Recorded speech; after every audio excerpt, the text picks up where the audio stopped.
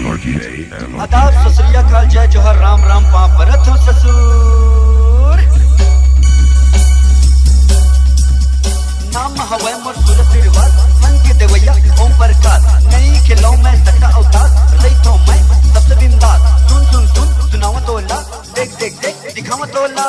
DJ Yogesh तोर पाप रथ हो ससुर तोर बेटी दे दे मोला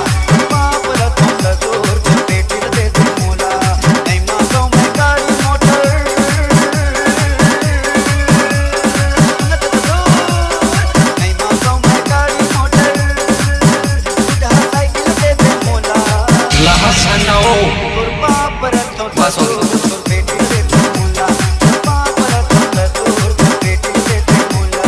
नहीं टुकड़ा के नहीं टुकड़ा अरे नहीं डाउन डीजे योगेश गोवाला छोड़ दे हो देसी मकाम चला हो देसी ला छोड़ दे हो मौका माने ना हो अरे लड्डू नहीं दो आजा बाजा गोवाला छोड़ दे हो देसी मकाम चला हो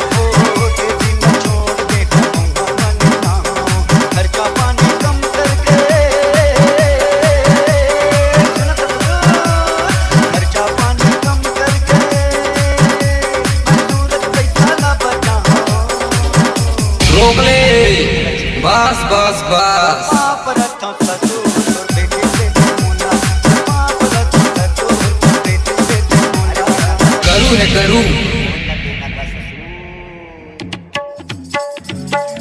जो जय ससुर देवता बोलो जय ससुर देवता घर में आगो काम काजो घर में कुछ काम काजो आगो दे भूले